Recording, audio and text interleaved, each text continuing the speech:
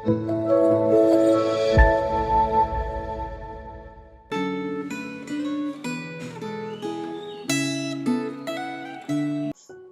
saudara-saudari terkasih di dalam Kristus. Anugerah yang indah kembali Tuhan berikan kepada setiap kita, sehingga saat ini kita dapat kembali mengambil waktu tenang dalam refleksi Gema hari ini. Mari kita tenangkan dan teduhkan hati kita berdoa sejenak. Bapa kami yang di surga, kami sungguh bersyukur untuk anugerah yang Kau sediakan bagi setiap kami. Untuk penyertaan, sehingga saat ini kami boleh sama-sama punya waktu untuk merenungkan firman-Mu. Tuhan, saat ini kami memohonkan kiranya Engkau yang memberikan kepada setiap kami ketenangan dan kejernihan dalam hati setiap kami. Biarlah Engkau, Roh Kudus, boleh bekerja dalam hati kami, yang memberikan setiap kami kelembutan hati, keterbukaan, sehingga hati kami boleh dibentuk dan diubahkan oleh firman-Mu. Dan firman-Mu sekali lagi boleh memberikan keteguhan dan kekuatan. Terima kasih Tuhan, dalam nama anak-Mu Yesus Kristus kami berdoa. Amin. Saudara-saudari yang terkasih, perenungan firman Tuhan hari ini diberikan tema penderitaan sebagai ujian dari Ayub pasal yang pertama sampai yang kedua. Saudara-saudari dapat mengambil satu waktu terpisah untuk membaca bagian firman Tuhan ini. Namun saat ini saya akan membacakan beberapa ayat saja dari Ayub pasal yang pertama.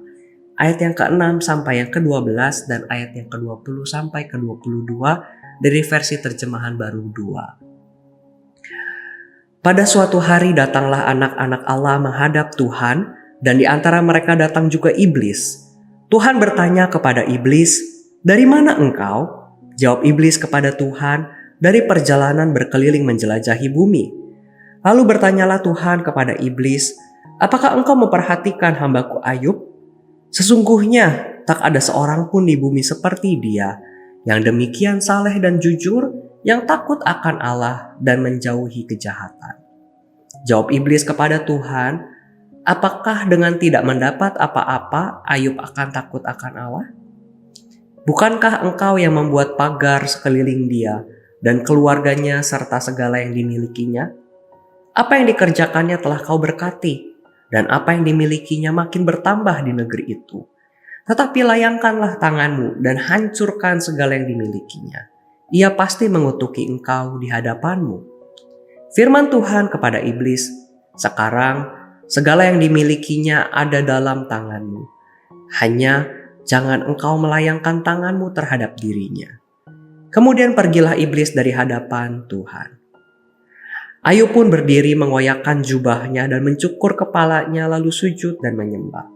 Ia berkata, "Dengan telanjang aku keluar dari kandungan ibuku, dengan telanjang juga aku akan kembali ke sana. Tuhan yang memberi, Tuhan yang mengambil, terpujilah nama Tuhan." Dalam kesemuanya itu, Ayub tidak berbuat dosa dan tidak menuduh Allah melakukan yang kurang patut. Sampai sedemikian jauh pembacaan firman Tuhan.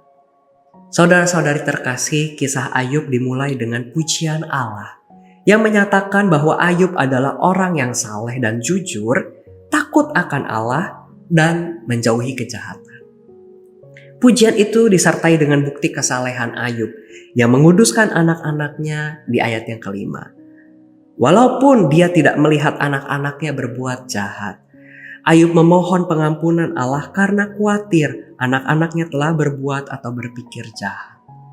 Jadi Ayub bukan hanya menjaga kekudusan perbuatan, tetapi juga kekudusan hati. Pujian yang Allah berikan tersebut kemudian disangkal oleh iblis dengan mengatakan bahwa hal itu terjadi karena Ayub diberkati.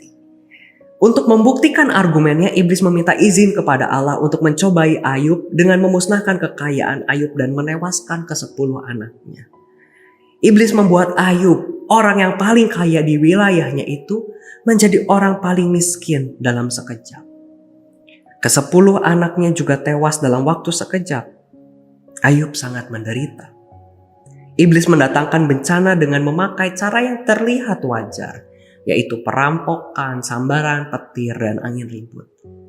Malapetaka yang bisa terjadi kepada siapa saja. Ternyata berbagai bencana tersebut tidak bisa menjatuhkan Ayub. Ayub tetap sujud menyembah Allah. Pencobaan iblis melalui penderitaan justru membuktikan kesetiaan Ayub kepada Allah.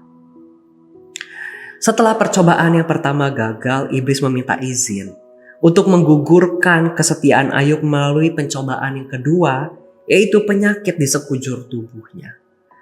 Istri Ayub yang tadinya merasa sebagai orang yang diberkati Allah dengan kekayaan yang melimpah dan keluarga yang harmonis, mendadak menjadi miskin dan suaminya sakit di sekujur tubuhnya.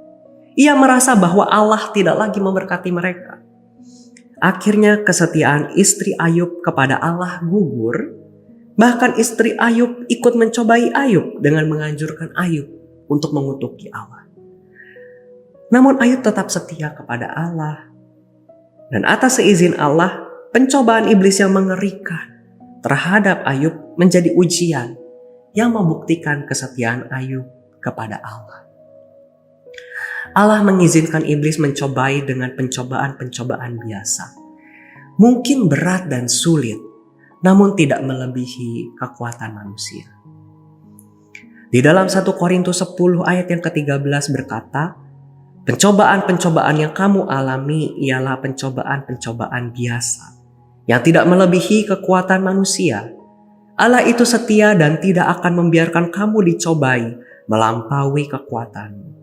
Pada waktu kamu dicobai, Ia akan memberikan kepadamu jalan keluar, sehingga kamu dapat menanggungnya. Saudara-saudari yang terkasih, orang yang setia kepada Allah tidak serta-merta dibebaskan dari penderitaan. Akan tetapi melalui penderitaan itulah kesetiaan kita menjadi teruji.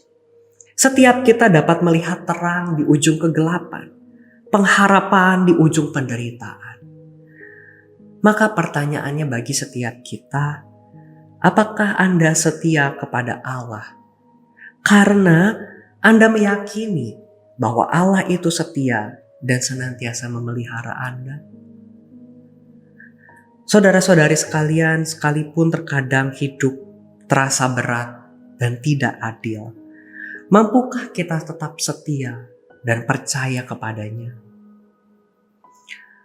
Saya rasa bagi setiap kita ada kalanya terlalu sulit untuk bisa meyakini kebaikan Tuhan di tengah kejamnya dunia.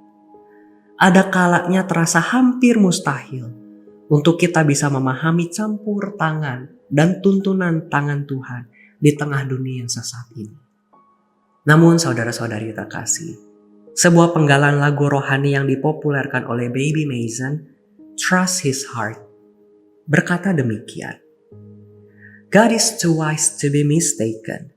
God is too good to be unkind. So when you don't understand, when you don't see His plan, when you can't trace His hand, trust His heart. Saudara-saudari, Alkitab telah menjadi bukti yang tertulis tentang kasih, tentang kesetiaan, tentang hikmat Allah di tengah penderitaan umatnya. Dan sekarang, maukah kita percaya pada hati Allah yang mengasihi setiap kita? Mari kita bersama-sama berdoa. Ya Allah Bapa kami yang mengasihi setiap kami. Seringkali tidak mudah bagi kami untuk mempercayai bahwa Engkau adalah Allah yang mengasihi kami. Tidak mudah bagi kami untuk melihat kesetiaan Tuhan di tengah dunia ini. Seringkali tidak mudah bagi kami untuk tetap berkata bahwa Engkau baik di dalam penderitaan hidup kami. Namun Tuhan, ajarlah kami untuk bisa percaya. Percaya kepada firman-Mu yang berkata-kata kepada setiap kami hari ini. Dan juga ajarlah kami untuk percaya kepada hati-Mu yang selalu baik bagi setiap kami. Terima kasih ya Tuhan. Inilah doa kami dalam nama anak-Mu Yesus Kristus. Kami berdoa. Amin.